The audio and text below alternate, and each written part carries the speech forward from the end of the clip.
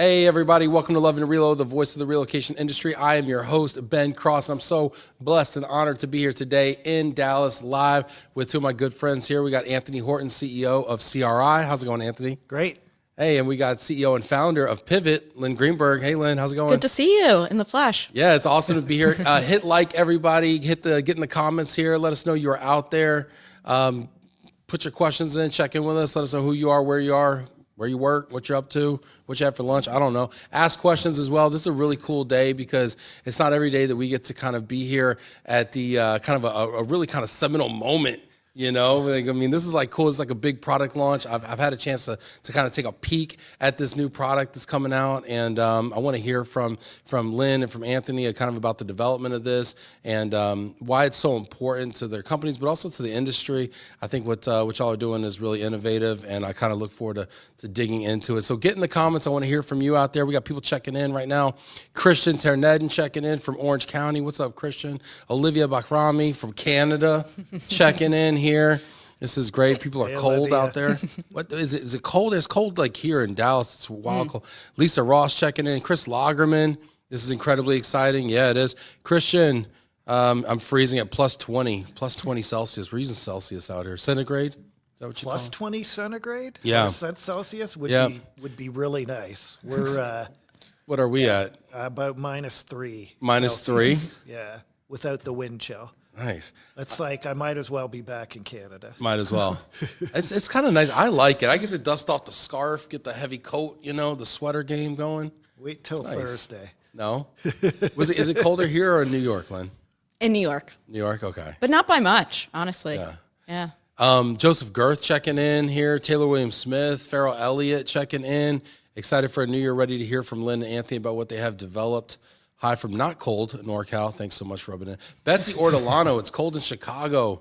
What's up, Betsy? Ross checking in. Chris Roberts, what's up, Chris? Gabriel Wacker from Chile, Kansas. Everyone's cold today. Cold New Jersey. Carlos Huerca. Happy New Year. Welcome to home, Lynn and Ben.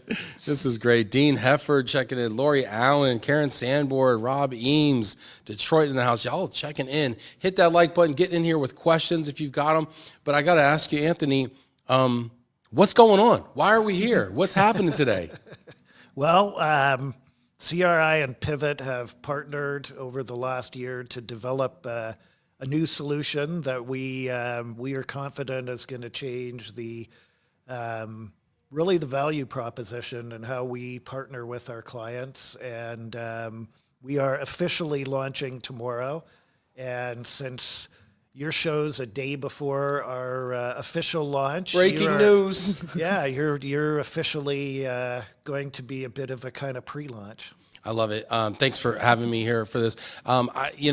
We hear about, companies developing new, tools and products and things like that. But I also know how excited you are about this particular one. Why is this one different than, it's such a game changer? Yeah, it really is about the strategic value that we're able to provide in terms of a true AI solution. I know AI is overused, and I've been careful to not sort of use it too much when it comes to this. But, really, we have leveraged the advancements that have happened in AI over the last 18 months. Just being able to really do something in this industry that's truly innovative and truly disruptive and hasn't been done to date. It's really exciting, and it's just, to us, sort of launching the year, it's just the best time to be doing it. Yeah, and I like what you said about kind of redefining the value proposition. I do think the value proposition for relocation management companies has become a bit stale. When I talk to corporate clients out there, they talk about how much sameness there is in the space, right? And in some ways, managed relocation has become commoditized, where it comes down to rates, all the time, and costs, and not in terms of value and things like that. So I think there's a lot of opportunity to innovate, but I haven't seen a whole lot, frankly, until now, because I did get a sneak peek in it earlier that was like, wow, different. And I want to ask you, before we kind of get into what this Blueprint product does, I want to get into, why was it important to to partner with Pivt? You could have developed this internally or a tool internally. Why partner with Pivt? Yeah, there's a number of reasons. I think, you know, and I'll ask Lynn to maybe join in on this one a little bit. But, you know, we sort of partnered with Pivt from the early days that I became involved with CRI. And one of the reasons was, again, just seeing the innovation, the desire and strategy to really do something different in the place in a market that I recognize very early on is traditional, has a lot of competitors that aren't necessarily, you know, widely differentiated.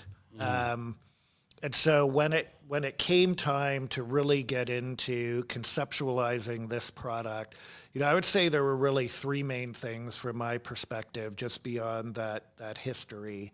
You know, one is that innovation. I think the ability and desire to disrupt and do things differently was really important. Pivt to me has always been about more than just the workflow and transaction related to relocation. It's been centered around the well-being of the employee, what happens after the relocation, which is a big part of what we're going to be talking about here and what we're doing. And then, yeah, we could have technically done it ourselves, but at the end of the day, we're not a tech company. And part of it is just, yeah, let's go to experts we've worked with before who have won awards for what they're doing in the market across the board. And so all of those things just added up to, you know, it's just a natural fit for us to approach Lynn and Pivt and ask them if they wanted to be part of this. Lynn, be honest. What was your reaction when CRI called you and were like, yeah, we got this idea. What do you think?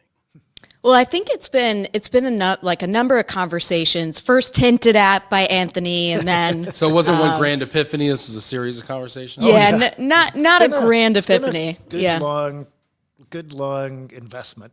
Yeah, I would say, you know, the conversation originally started about 18 months ago, and then we started getting serious about it about a year ago. But, you know, from our side of things, just made perfect sense. We've always worked really well with CRI. They were our first client. They've innovated with us year after year and have expanded our relationship. And we really just wanted to take the value prop that we bring to the market and our strengths and coincide with a partner that was willing to, you know, invest their time in bringing their expertise and their value to market. And it's just been a perfect marriage, and I'm so excited to release this, and even more excited to see where it grows. Yeah, you talk about being a great client, you know, and I know as a service provider for many years in the relocation space, I always felt kind of underutilized. I felt like I had a lot more to bring to the table, a lot of deep expertise, that if a client was really willing to sit down at the table and have kind of a brainstorming session, we could really engineer some processes that would innovate in the space. And I never really felt like that expertise was ever called upon. It was always like, okay, send me your rates, send me your coverage area. I was in the moving business, right? And it was like, send me these things and you know, what color's your truck, and we'll get back to you. And I didn't feel like I was able to really innovate. So what is it, you know, for you that really makes a great partnership? Because, you know, our business is really a business of partnerships. And talk a little bit about, you know, how you collaborate and what's important to you in that process. Well, first of all, and certainly I think when it comes to this project, one of the reasons why we said an ecstatic and a quick yes was this really coincides with our mission. Something that we've been trying to echo to the market since we started. And we'll get into a little bit more of what the product entails and our mission behind it. But it's really around retaining talent and being able to track success and being able to, take insights, make it actionable to really help the employees take life-changing opportunities and make the most of it, and in turn, really help the bottom line of the organization. And so for us, it just, exemplified everything that we've been trying to do, takes it, on steroids. And we've worked, as I said, we've so enjoyed working with CRI. just their ability, first of all, coming up with innovative ideas in an industry that doesn't necessarily innovate, being really open to take a risk and try things, I think, has been really, really refreshing. And, our teams get along really well. And I think our missions have always really coincided. And, a culmination of those things have made for a really great partnership. Yeah. Anthony, what was kind of the aha moment for you where like, we have to do something kind of maybe dramatically different or redefine the value proposition, to use your words? I mean, why was that such an impetus for you?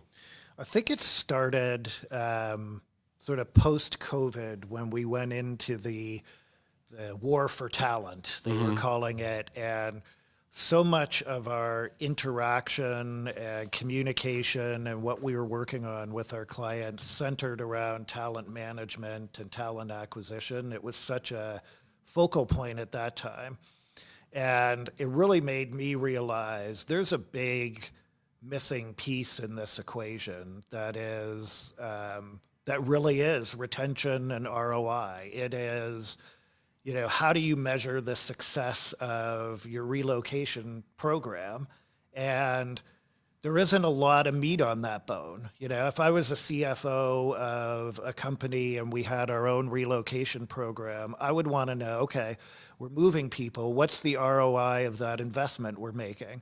And that all boils down to retention. If you don't retain, you have replacement costs, you have productivity loss, and you have everything that you've invested in that relocation. And yet people rely on these flimsy payback letters and agreements and all this stuff that don't get enforced. And I think probably were first created in 1942 or something. Well, and by like that time, once the person's left, I mean, at that point we're trying to claw back dollars, but we're really, missing the point. Yeah. They've already left the organization, right? So, I like what you're doing there, and talking about ROI, and shout out to Christian. And Christian says, Ben, I've been in similar situations about not being able to share expertise. The big irony is that had we shared expertise, dollars would have been saved. Mm-hmm. Yeah, 100%. Free consulting and helps both parties.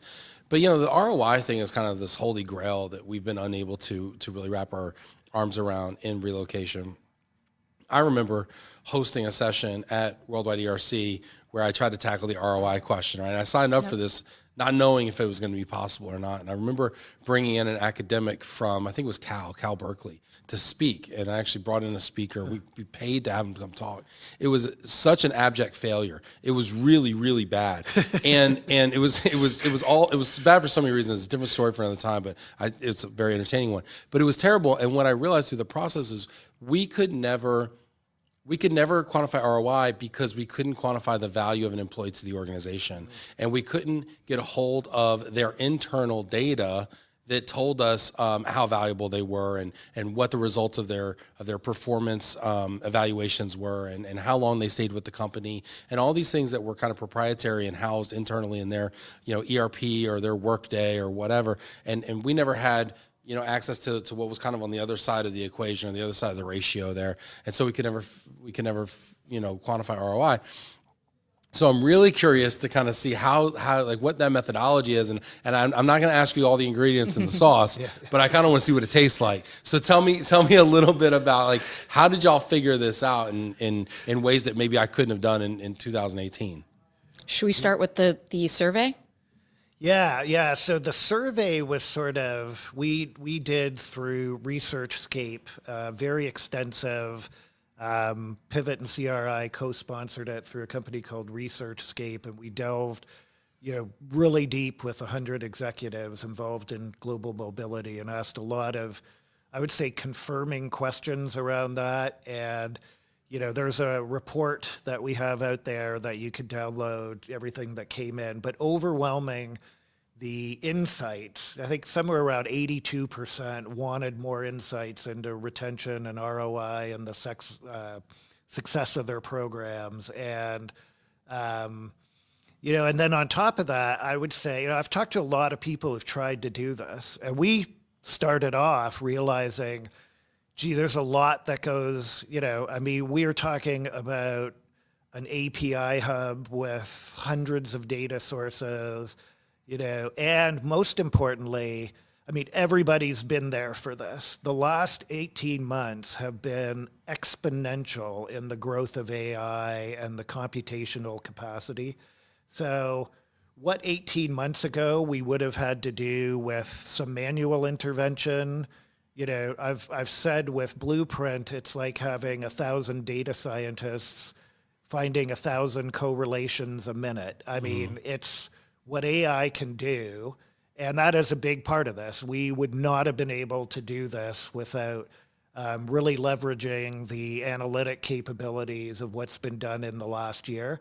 But I like to think that with, Pivt's expertise and really conceptualizing this early on, I mean, they have, and some of their talent is incredible that they put on this. Right. I mean, they have exceeded sort of my initial concept of what the product would do. And it's so much deeper and so much capability, so much more capability than we had thought, I should say, that it's, some of it is really timing and recognizing that gap and then leveraging what is new and current from a tech perspective to really focus in and do it, make it happen. So you went through the process of getting a lot of client feedback, it sounds like. Yep. Yeah.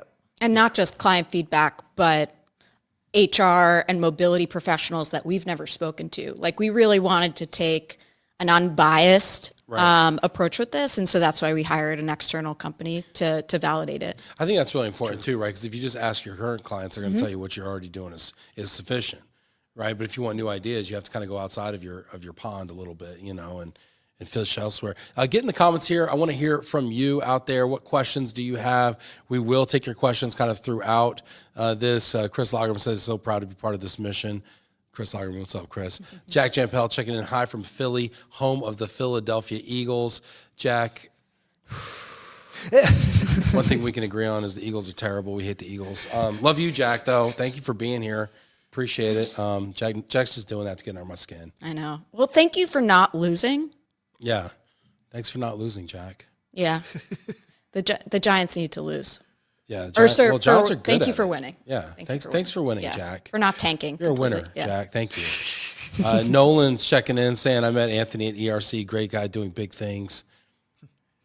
Christian saying the repay agreements don't take the cost to find someone else into the consideration anyway. Yep.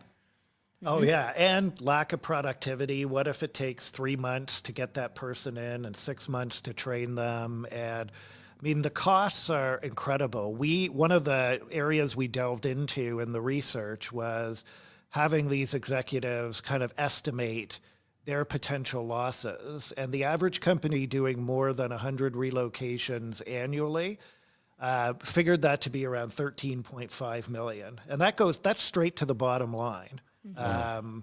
So we're talking about material dollars in terms of what we can use the insight that we're gaining through this product and the impact it has, and then really the actions that come out of it. And isn't that better than trying to, squeeze your suppliers for another 2 cents to get costs down when there's millions of dollars on the table, that really, until something like this has been introduced in the market, we haven't been able to put our finger on it as accurately and comprehensively as we can today. It's hard to calculate ROI, and it is a little fuzzy, right? Because I mean, so how do you, I'm going to question this because I think it's kind of the rub here a little bit, and you don't have to get into, the proprietary calculations, and you don't have to unveil the beautiful mind, chalkboard back there with all the algorithms in it.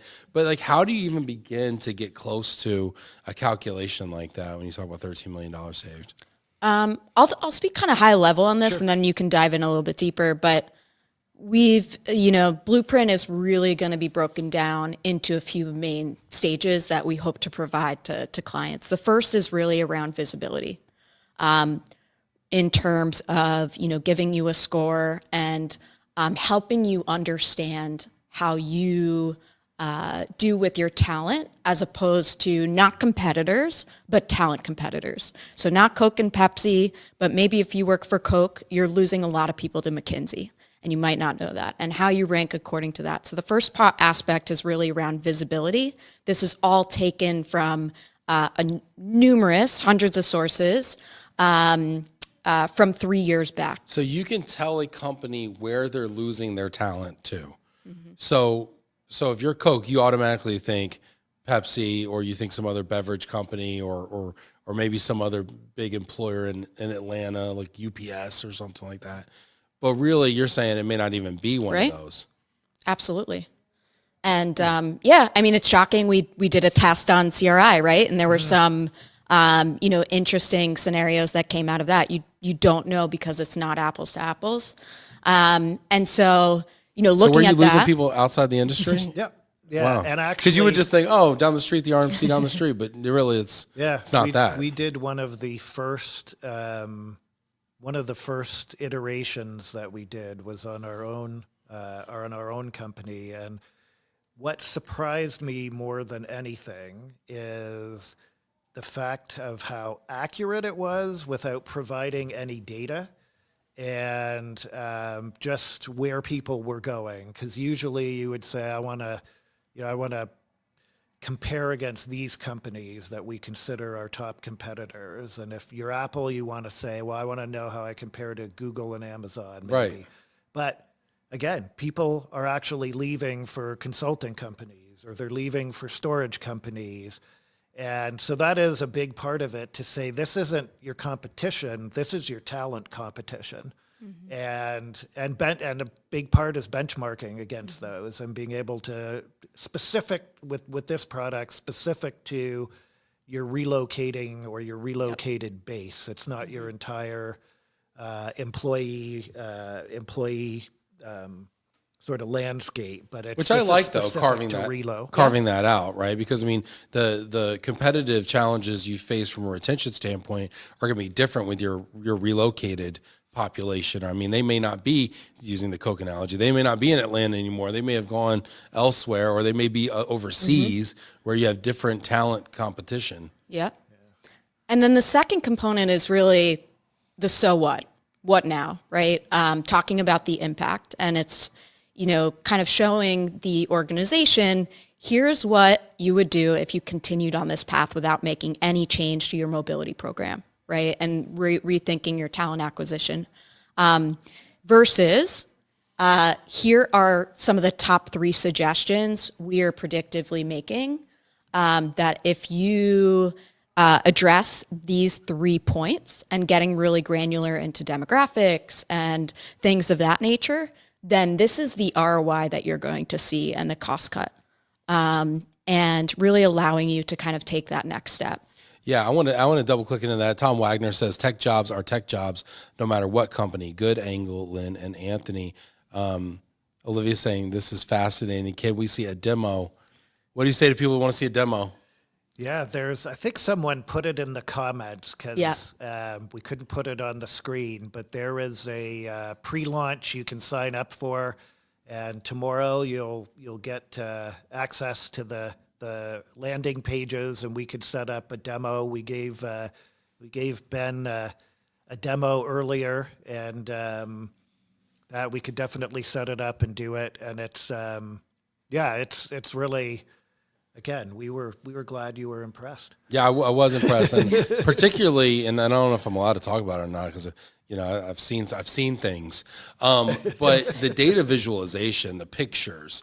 I'm a pictures person. I'm like a feelings person. Like, the pictures made me feel things about the retention problem and the ROI of the relocation assignments and whatnot. And I think that is because we look at data on spreadsheets, but when you can make a picture out of it.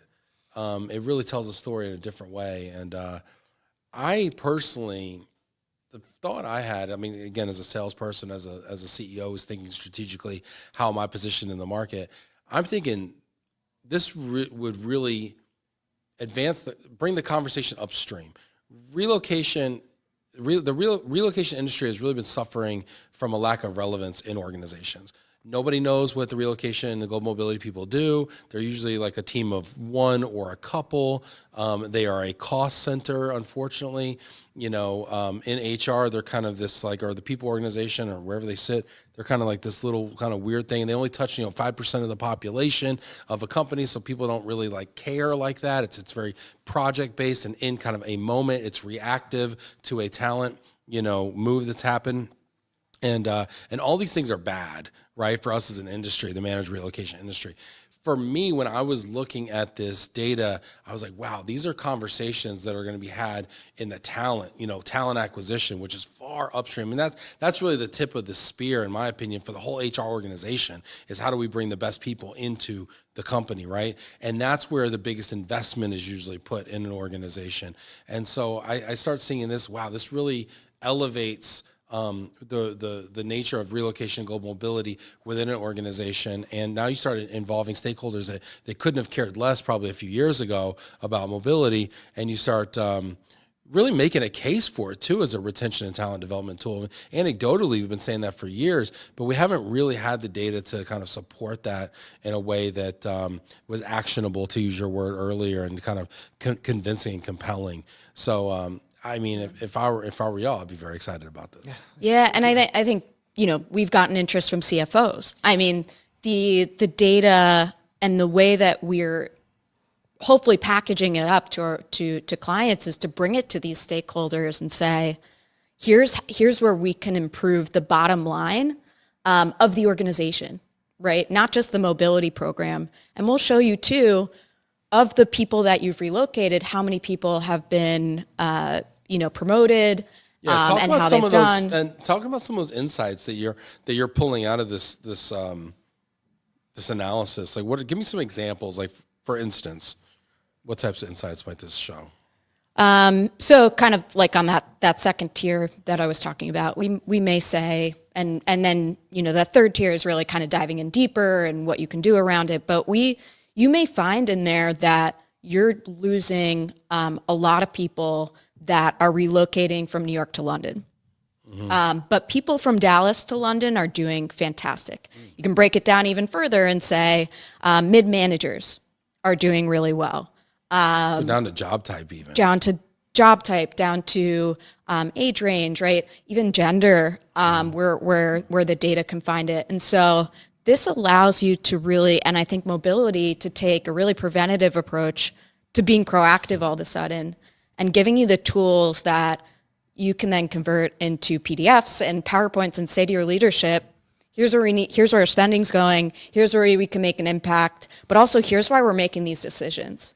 All with the goal of impacting retention, right? Which is why we all got into this industry, at least I did, was how do we make these experiences for all these people better? How do we give them that life-changing opportunity and help them succeed? And for as long as I've been in the industry, I've asked thousands of people, what does success look like? And no one's been able to ever tell me with a straight face. And I think what's really exciting about this is we're starting to give people what success looks like. And that's going to lead to employee experience off the charts. And I'll tell you what failure looks like. And it was one of the pieces of analysis. I saw this earlier. I hope I can say this, but it was like, 20% of your account managers leave within 3 to 6 months after a relocation, and like, wow. Okay. That's a big problem. That's a big attrition rate right there. How do we fix that? Like that level of analysis, being able to say it so simply would really get the attention of, instead of saying, we think attrition might be a problem. Well, that's like, okay. Yep. But if you tell it to me like that, I'm like, wow, I can really sink my teeth into that. And then what does someone do with that analysis? Well, and I think I would say that one of the critical things is that the data, because this is being sort of through machine learning, predictive analytics, and this is totally objective data. So it's not, it isn't subject to internal politics or internal reporting or data that's missing.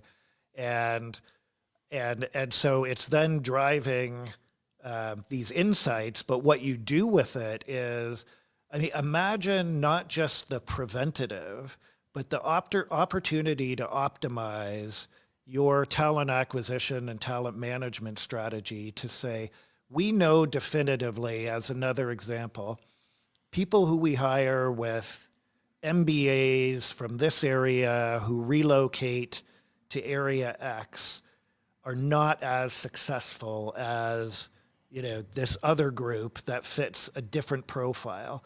And that correlation is basically served up by the tool. Again, we're not looking at the data and saying, well, I think it's this. It is those 1,000 data scientists that are coming up with this, again, objectively analyzing the data. And then you're able to say, well, wait a minute, let's steer our talent acquisition towards the people who are most successful and the people who are able to embed in this community and the people who sort of fit these criteria. And the number of variables, we're not sitting there. It happens in an unsupervised sort of data analysis way, because you're not setting these parameters and saying, well, give me these parameters and variables. What you're saying is find all the correlations and find me the most high priority from a cost and optimization and risk prevention perspective, and serve up the top ones to me. And then you can have that truly intelligent conversation to say, whoa, like this is, we can do something about this. It's actionable data. Yeah. And you were talking earlier about the whole, the buzz around big data years ago, and everyone kind of got to this point where there was a lot of excitement around it. What do you do with it? And I would just say it's only been in the last year with these advancements in AI that we're able to say, oh, well, now the common business person is able to, access these types of tools that can actually go in and process massive amount of data and find these impacts and insights. Yeah, I think it's really interesting that now, instead of collecting this data, we can spend time analyzing it, right? And I mean, that's the whole point of AI, is that human beings can do kind of more higher level activities, right? But what are the opportunities for poor analysis, right? Where you're drawing the wrong insights and you mix up the difference between correlation, which I like the way that pronounced, and causation and things like that. Like Rob Zeitz, for instance, being way off the mark here with the comment that Dallas to London assignees are happier because of their distance from the Cowboys, right? I mean, that's obviously a misanalysis right there. Might not and be. so I wonder if the opportunity as relocation management companies starts to be able to help misguided people like Rob, understand the data better. I think there's a lot there. Yeah, there's always going to be a human side to taking the data and assessing it and determining the critical actions that come out of this. What I would say in my experience with Pivt and developing this and some of the tools that we've sort of looked at and experimented with, as well as just some of the AI that we've all kind of played around with over the last year, is that the call it the opportunity for hypotheticals that are incorrect is significantly greater with a bunch of people getting around and looking at the data and saying, I think I could draw these dots together. Because no matter what, you get subjectivity that fits into it. There's limitations to the data. You can't go as deep as some of these tools and technology are able to. So I actually think if there is risk of getting something wrong in it, it is, greatly lowered than people trying to do this. Yeah. I want to ask you, what was maybe surprising about this process as you kind of endeavored to do something maybe that really hadn't been done before? I always love doing things that haven't been done before, and I'm fascinated by people that do them. What was maybe kind of a surprise or oh crap moment, when doing this? I'm going to have to give a shout out to the Pivt team on this one.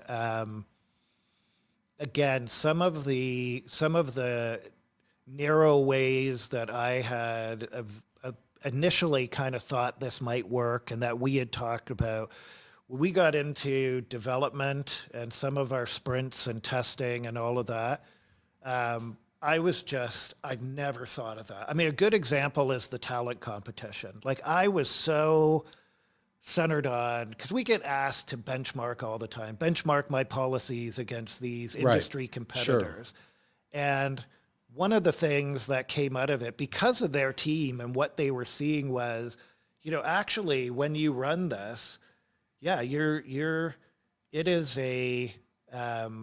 it's a fallacy to think that way, because you are not losing your people necessarily to your industry. Sometimes you do. Sure. But in fact, often you have, a whole bunch of different outcomes with that. And that right there, to me, was just this light bulb of insight that I thought, I don't know that there's any other time I've seen a analysis that has sort of come up with that. And I think that's another benefit of sort of, again, just the power of what, the capabilities are, that you find these surprising things and then you say, wow, that makes so much sense. Yeah, it's so cool when Yeah. you can have a vision, but then hand it over to a team that has a whole lot of expertise, and then they can really engage in it and run with it, and all of a sudden these outcomes start to pop up that you didn't even foresee. I mean, that's kind of a magical moment, right? And kind of a neat moment, and could things start to happen. If I could throw one more thing in there, sorry, Lynn, I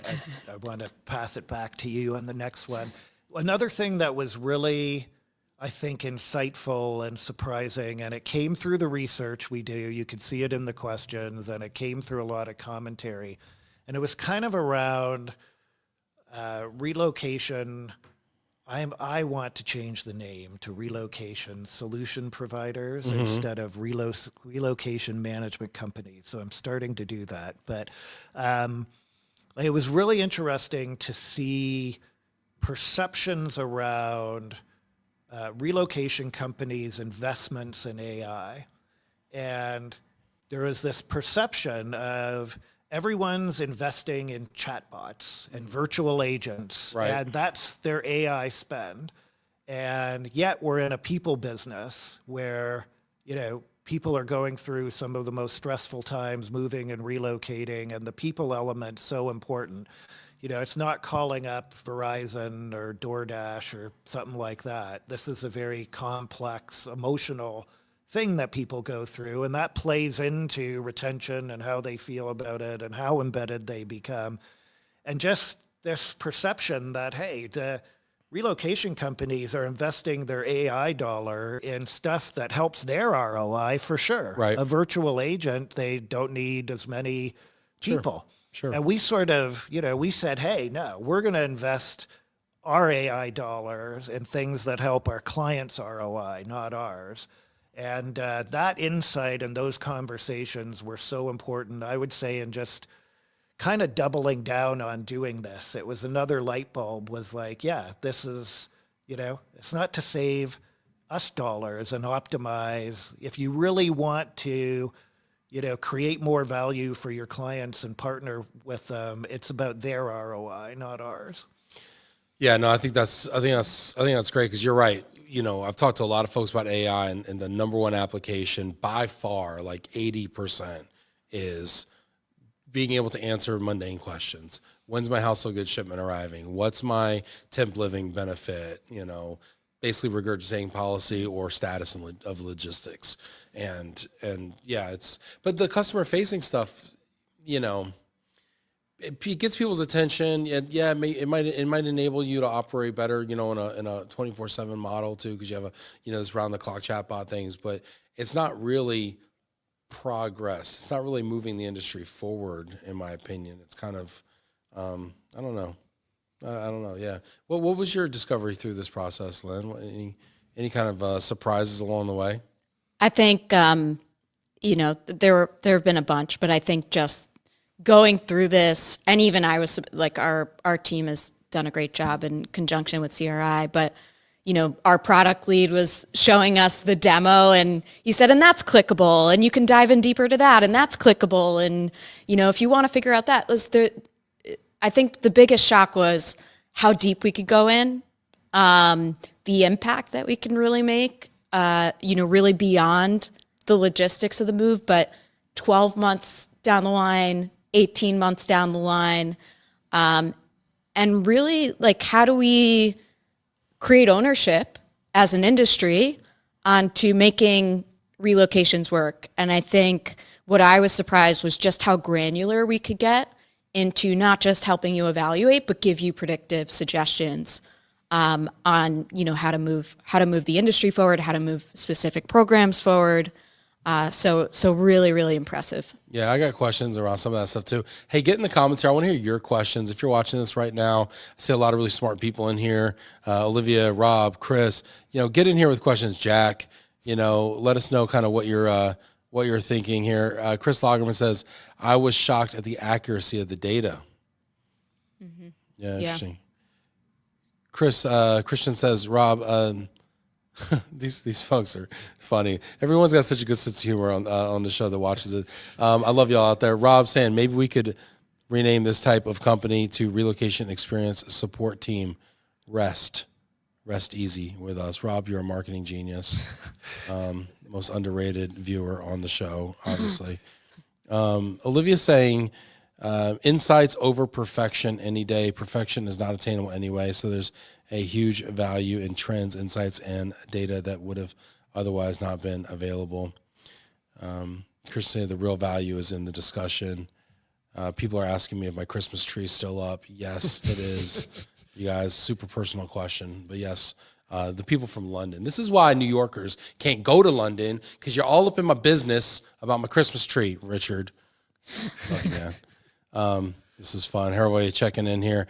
Hervoy says, I've heard HR professionals requesting a relocation ROI solution since I entered the industry nearly 2 decades ago.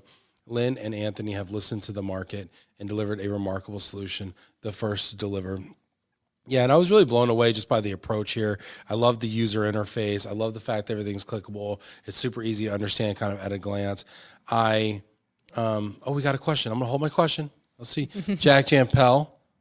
Jack, I love it. Jack Jampel asks, any thought on addressing talent retention beyond limiting to only those who relocate? Companies regularly monitor turnover and remains a thorn, and that remains a thorn in their side as compared to relo-specific turnover. I've not seen your tool, so I apologize if the capability is already in this tool. Jack brings up a good point. Relocation population is maybe a single-digit percentage of a total company, and yet this is such an important topic for the entire company. Is there an application, or is that scope too big? Dun, dun, dun. We have definitely discussed it. There's definitely, I think, going to be an appetite for it, and I think the capability is there. Where we decided to start with mobility, just because of the industry we both play in and the impact we can make there. And we want, we're always hearing people in mobility talk about, give me a seat at the table. How do I get a seat at the table? Hopefully, this is a mechanism for mobility to really spearhead something towards the rest of the organization, to think differently, to request things beyond this. So right now, especially as we're launching, staying hyper-focused, but definitely opportunity out there to expand. Yeah. Oh yeah. Yeah, for sure. Well, I think for we talk about redefining the value proposition of relocation management companies, or relocation solutions providers. We have kind of stayed in our lane a little bit, right? So many relocation companies, for instance, don't really handle tax internally. They don't handle immigration, right? Talent is another thing. Very few of them really dabble in the talent, recruiting and retention game, right? So when you start to kind of glom on these other adjacent kind of disciplines, it does create a different and unique value proposition. Of course, on the other side, you don't want to get too far away from your core business, but sometimes putting these weird little things together can kind of create a new strategy that is a true differentiator. Yeah, and we've had those moments where we have sort of said, hey, this could be done in, take the biggest company you can think of, and like the analysis could be done across the entire base. It can and can be done easily. I mean, there is no limit to computational capacity today in the tools that are available and how we've sort of curated this solution. We needed to stay, I mean, we caught ourselves several times to say, hey, we could take it there, we could launch that. Let's stay in our, because we are in this industry, we are dedicated to making our roles in this more valuable, and let's accomplish that. And then also taking the view of it, we've developed it to this stage. Where it goes from here, we want our clients to inform the next step in development, to say, based on what they're asking for, that's where we want to invest the next dollar. Yeah, because it does become a slippery slope, because you can start developing till you're blue in the face and come up with all these solutions to problems that maybe don't exist or aren't validated in the market, or you don't have a customer to pay you for. So when you start engaging with these clients and having these conversations, they're going to tell you quickly, like, hey, what if it did this? What if it did that? And you're like, well, what if you paid me to develop that? I'll bring it to you, and now you have a solution that's really validated with a sponsor.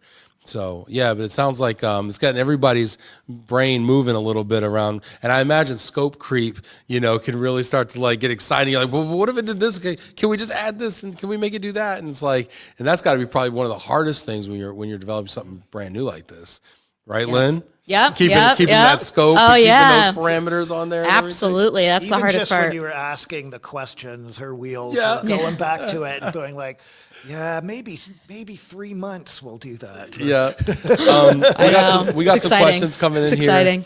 Let's get some of these questions in here. We're doing okay on time. We've got some overrated, underrateds as well. So we got some surprise ones that we haven't told y'all about. So stick around for a surprise segment of overrated, underrated. Tim Quirk is saying, is there any way to prove that AI is 100% objective? Is there a possibility that the developer could add their bias? We've heard about this a little bit in the news lately. We would have to tap our product lead, but my understanding, at least with our product, is that it is being taken from so many different sources, lots of which are, obviously public information, that the bias is really small. It was my understanding. Well, if you have a diversity of inputs, Yep. that kind of mitigates against the bias. Yeah, I think one of the limitations in being able to do this in the past has been, data from within a closed ERP system combined with a closed system within an organization of financial data. It's difficult to take that and come up with conclusions, and to actually do that in a way that isn't biased from all of the internal things that we all know happen in organizations, especially the bigger you get. The data that is out there and available through public and some paid and employment databases and different sources, when you really, that's obviously part of the magic sauce that you're not necessarily gonna reveal. It is incredible just how much data is available that's actually more accurate than any internal closed system. Their information about, and this is all anonymized and it's metadata but the information that is available down to roles and average salaries and movement and where people are, it's there, and it's more accurate than what you would probably think you would have within your own company. And again, these are things that have come about more recently than. You know, it's funny you talk about the data and everything. I've actually been looking at some tools that are predicting when people move based on their activities online, their shopping habits, what they're doing, what websites they're hitting, things like that. And they can predict, oh, this person's going to, you know, move in or sell their house, list their house in 3 months, 6 months, whatever, then therefore move, et cetera. You know, and I think about this data is really exciting as the cost of customer acquisition in our space goes up so much. And as I look at the percentage of people who are relocating long distances and are doing it outside of a managed program, but are doing it on their own, which has kind of been a trend for a while with lump sum and everything. But then with COVID and everything, these self-initiated relocations have just taken off. And I'm wondering, you know, these same data sources that you're culling for all this, you know, stuff to predict retention and analyze that kind of stuff. Are there other applications that you could use it for, whether it be in the lump sum market to predict movers or other things like that? I mean, beyond retention. I mean, have you considered that, or am I getting outside the scope? Yeah, are you trying to get us to move beyond that scope you were talking about? I'm the worst when it comes to these things. I'm always like, add this, do that. I mean, look, you stumbled on, you know, one of many sources of data that is available and incredibly interesting. I mean, search engine data and specifically intent data, and being able to cross-reference and take variables against that is, yeah, it's powerful. I think you could pick almost any business application and use that to gain a level of sort of accuracy of analysis that is mind-blowing. I remember just years ago, sorry, I smacked your mic around. I know you paid a lot of money for these. The disrespect on behalf of the microphone community. I read a book. I wish I could remember his name. I read a book about one of the founders or original members of Google a number of years ago on the 2016 election and how everything that was being presented in the polls, that they could tell what outcomes were going to happen where from intent and search data, that they could get a much accurate sense. So Google knows who you're going to vote for. I know the book was called Everybody Lies, so you could look it up. I just can't remember the author's name. I think it was Dimitri something. Sergey Brin, maybe? It was really, really interesting and that was back then. And, you know, now the access and what you can do with it is, you know, that many years more advanced. We've got a question here. We're going to leave time. I promise we're going to do the overrated, underrated. People are hanging in there. I love it. Everybody's watching right now. Hit that like button. Get in the comments. We probably have time for one or two more questions. Somebody writes, is this something CRI will implement with those who have relocated over the past years or only on a go-forward basis? With your current clients, I guess. Yeah. That's from Diane Ayers. Yeah, we have we set, when we kind of went into it, I think that would actually come back to one of the sort of surprise things, because I had sort of thought in my own head it would be a go forward. And what Pivt's been able to develop and prove to us is, I mean, we could go back quite deeply into historical data. And they've set 3 years back as kind of the threshold, with the understanding that that's kind of the break-even point. If an employee stays 36 months, that they start to, just on average, that that's when you start having that tipping point towards positive ROI. So we would be able to tomorrow go in and take company X and say, we will show you your we'll run the retention score for mobility, the impact and the predictive analysis on cost impact going forward for the next couple of years, as well as the actionable items and insights. We could run that on really anyone today, which was, again, just something that was, you know, the capabilities just grew and grew.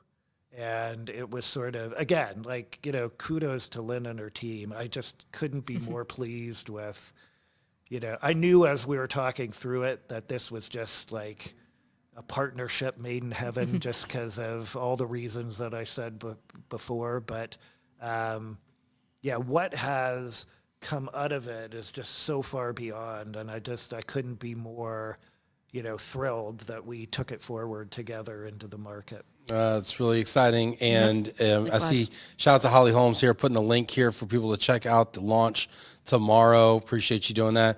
Hervoyer says, HR leaders to global mobility leaders. What do you mean you can't show the ROI? We spent millions on this program.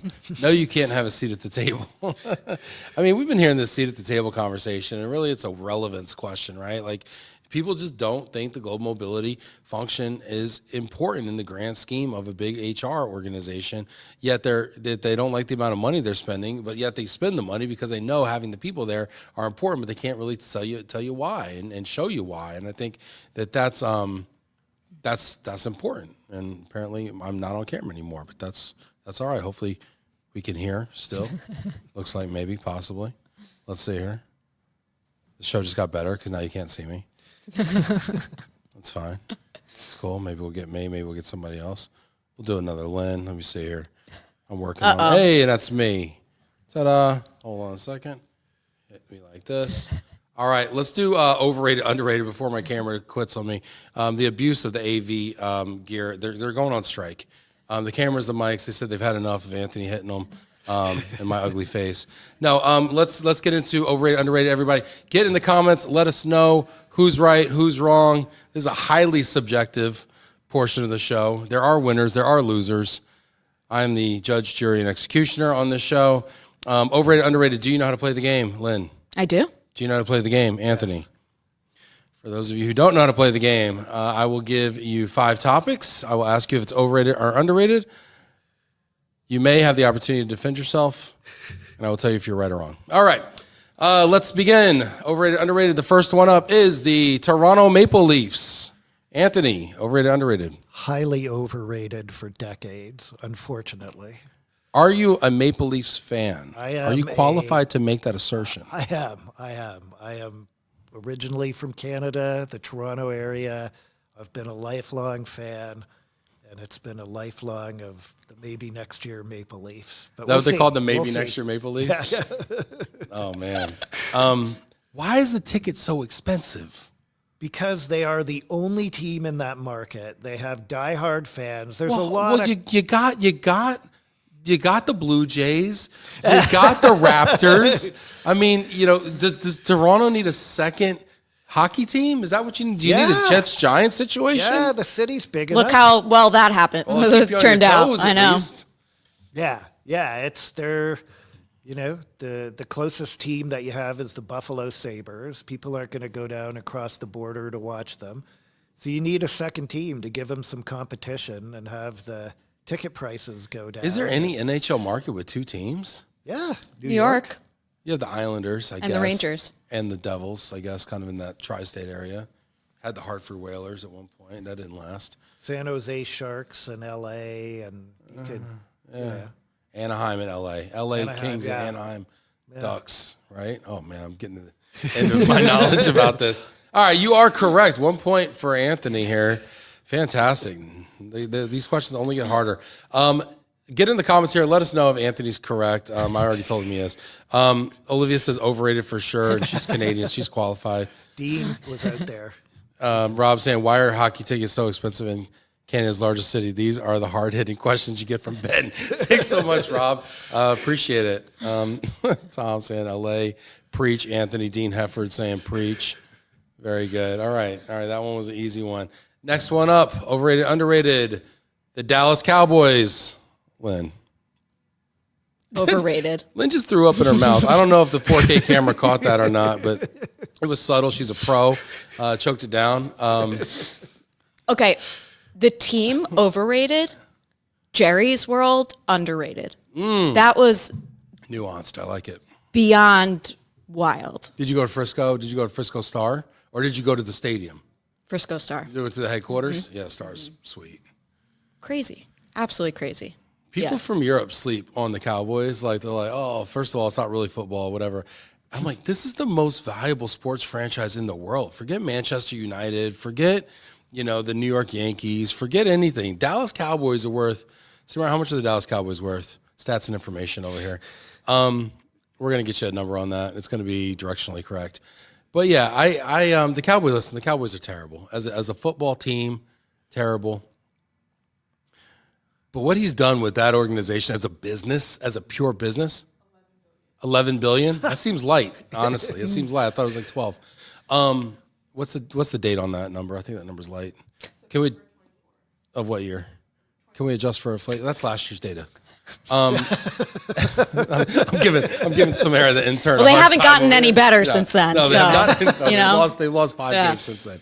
No, but what he's done with that organization, my thing is getting the taxpayers to buy you a stadium, and then putting that into your own net worth. I mean, now that's a business model, isn't it? Buy me the biggest building in the Metroplex, and then just call it mine. Yeah, no, you're 100% right. 2 points. He's just got to get out of the GM spot, which I know he won't do. I met Jerry earlier last year. I met Jerry Jones, and I talked to him about this very. Yeah, you told him. This is a hard hitting stuff I do, Rob. And what struck me was, as he was coming out of his suite with Johnny Walker Blue, was that his son Steven was right there with him, and Steven is the EVP of player personnel. So when Jerry finally decides to ride off in the big ranch in the sky, Stephen Jones is going to take over and do the same thing and be the GM. And we draft incredibly well. We just do a really poor job in the offseason. So I wonder what it's like to be in your 60s and say, I work for my dad. Just fair. Fair. Hey, shout out to the Jones family. These opinions are obviously not those of the show. Holler at me. All right, next one up. Overrated, underrated. The New York Knickerbockers. Lynn Greenberg. Underrated. Give it to me. What is this, the 70s? We've had a terrible 50 years. Who's won a champion? Samara, who's won a championship last? The New York Knicks or the one player? You're Jalen Brunson. Who else you got? Our whole starting five. The best starting five in They the have NBA. 5 players starting on the Knicks. The best starting five in the NBA. Best starting 5 in the NBA. Yep. Comment about that. Somebody that knows anything about basketball or don't. I mean, you're going to be right. New York Knicks, best starting 5 in the NBA. Who's the second best player on the team? Cat. Carl Anthony Towns. All right, maybe. I mean, maybe a top 5 big man in the league. Maybe. Anyway, I grew up a Knicks fan. I grew up a '90s Knicks fan. I had an Anthony Mason jersey. I had the John Starks jersey. I would. That's where I spent my birthdays. But they've been hot garbage for a long time. And unlike the Cowboys, you can't say ownership's any good. However, their GM, what Leon Rose has been able to do over the last couple of years is a masterclass. I wish he would come into the Giants and I mean, maybe he could. Maybe get two jobs. Wait. A little moonlighting. Chris Lagerman's voting for the Bucks. That wasn't the question, Chris, but I appreciate the outside the box thinking. Mel Smith says I'm a '70s Knicks fan. Yeah, sure. Take it. '70s Knicks fan. Willis Reed, Dave DeBuscher, Bill Bradley, Clyde. Earl the Pearl, Clyde Frazier. That's a starting 5. Yep. That's a starting 5. Not Carl Anthony Towns. Get out of here. Just wait. Joe Cardini. Yeah. Okay. Get the Mikhail Bridges vote there. Very good. Lynn sounds like she's right. Richard just going off confidence right now at this point. Everybody, please bring Patrick Ewing back. His knees are fine. It's those massive high tops. He would have never had knee problems if his shoes didn't weigh 10 pounds a piece. Chris Roberts has a question. Who are the Knicks? Taylor Williams-Smith's a Warriors fan. Yeah, that's another overrated team. Knicks are equal to the Leafs. Do we have a Samara? When do we got championships? Maple Leafs won in '67. 1973 for the Knicks. Well, it's close, but still. Wow, the heyday.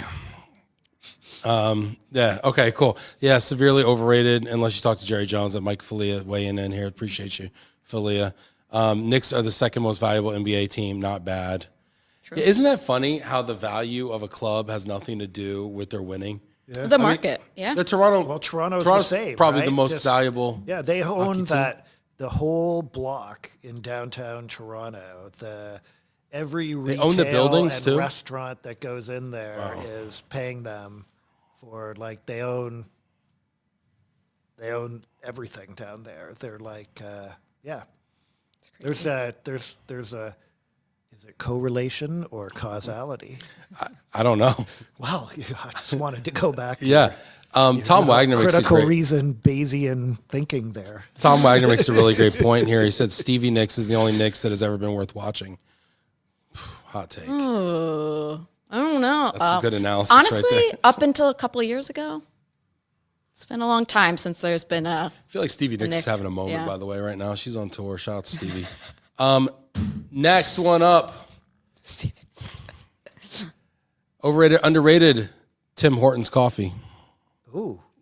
First of all, are you able to answer this question? Do you have any sort of conflict? No relation whatsoever. No relation. I might be doing something else if there was a relation. I might be sipping Mai Tais in Hawaii. You're just doing Relo for fun, for huh? 6 months of the year. He'd be the 60-year-old under You know still what? working for his I'm gonna dad. say underrated. You'd be the Stephen Jones. You'd be the 60-year-old still working for your dad. Wow. Oh, man. I gotta say underrated, and I'm gonna refer to Karen Sanborn. I smacked your mic again. I don't know what's going on. They're gonna leave. Shout out to Karen Sanborn, the director of First Impressions here, by the way, at CRI. Probably top 2 First Impressions people in the industry. Not that I know another one, but I just want to leave room. She's great. Love Karen. So I got rid of my Keurig because I had too many that broke, and I had like a bag of Tim Hortons coffee, and so I brought it in here. Bag of K-Cups? Or Yeah, K-Cups. And she's waving. She tried one out over Christmas, and I was like, try one, see what you think. And she was like, oh, this is great. I'm going to bring a couple of these home. They're like, so I would have to say, an objective view going to Karen. Yeah, I would have to say it's underrated. And it's it's sitting in the break room there if you want to grab some and try it out. Listen, Karen, I don't think I've ever disagreed with Karen in my life, but It wouldn't be smart. Is it the quality of the K-Cup or is it the price per cup that's so appealing about these free Tim Hortons K-Cups? I lived in Detroit for about 5 years, and we had our Timmy Ho-Hos up there, and I don't know. I mean, to me it's like Dunkin' Donuts, but like a little zhuzhed up Dunkin' Donuts with a little Canadian hospitality put on top of it, you know? Yeah, I still like the taste of it better than actually, I would say the closest thing that I like is actually McDonald's coffee. I feel like you're digging a ditch right now. Yeah. It's all right. I'm sorry. So Tim Hortons, you're saying underrated? Yeah. Jeez, that's an innovation I can't co-sign. I'm gonna have to say. Oh, we got Tim Quirk tuning in here. He's saying Tim Hortons is underrated. We got 1 vote for Karen Sanborn. Yep. Okay, well hold on. That's Karen Young voting for Karen Sanborn. That's collusion. 2 votes for Karen Sanborn. 3 votes. I don't know, man. Sorry, I love you, but I'd lose my journalistic integrity if I causing damage to your mic. Yeah, it's the mic talking. You know what? Last one up here: overrated, underrated. Dunkin' Donuts. Lynn. I think they're underrated. You people. I think they have, yeah. Well, look, he's I like taking shots he's at, wearing a at scarf, people's so that local. screams Starbucks, right? I am. That is true, yeah. Starbucks snob. Yeah. I totally am. 100%. Not aware of our audience. Read the room. No, I do. I like taking shots at people's local cheap coffee joints. Tell me why Dunkin' Donuts is underrated. I feel like they haven't hit their prime yet. Lack of time. Not What lack do of they time, need more of? but they've More Ben recently Affleck? rebranded, right, to just Dunkin'. Got Ben Affleck coming up. Always solid iced coffee. I was gonna be a little bit more even keeled, but I think they have more coming. Do you take like a half pound of sugar in your coffee and half pint of cream? That's what you get when you go to Dunkin', when you go to Mickey D's, when you go to Tim Hortons. You get this really light, really sweet coffee. It's a lot. All I have going Even for through my me. head is Blueprint, not like Duncan with Ben Affleck. It's not marketing; it delivers. It delivers. Lisa Lavorne says Dunkin' Donuts overrated. Karen saying overrated.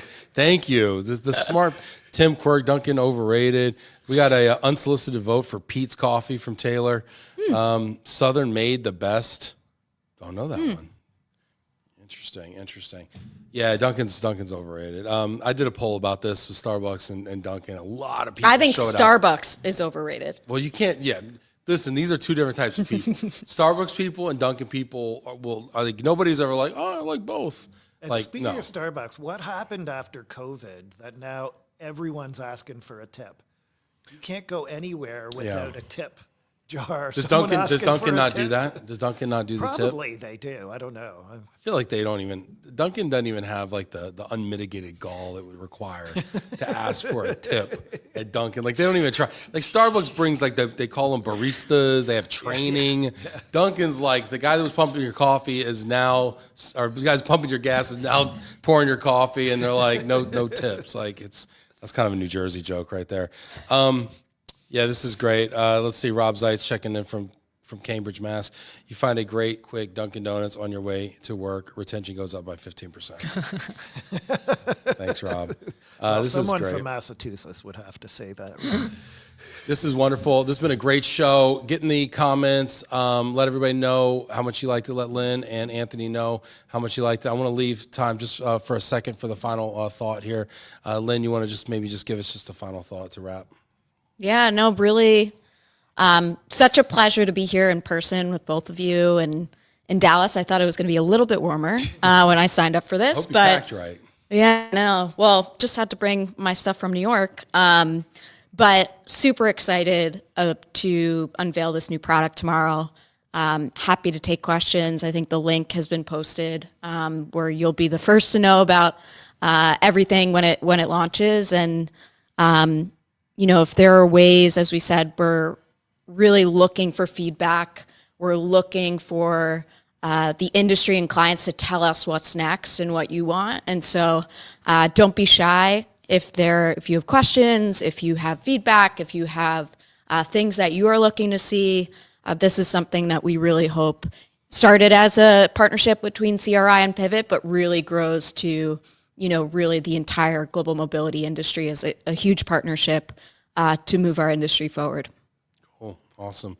Anthony? Yeah, I don't think I could say it better than that. I think it's going to be a transformational year, and I think, I couldn't be, I think we have built a wonderful culture here, and I think it meshes so well with Pivt, and I think their movement and their mission is just rounds out so much of what we do, and I've always been a big fan, and I think we've built something that's going to transform the industry, and that's just, it's exciting and hopefully exciting for everyone.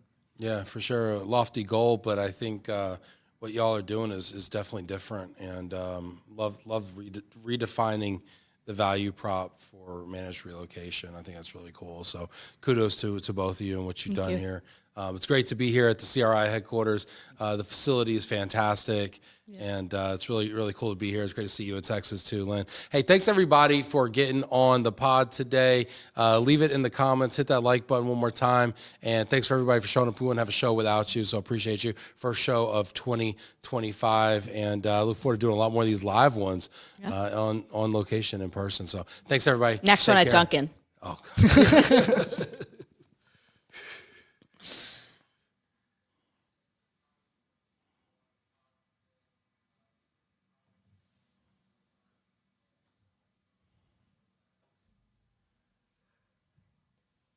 Apparently, I can't navigate beyond a fist.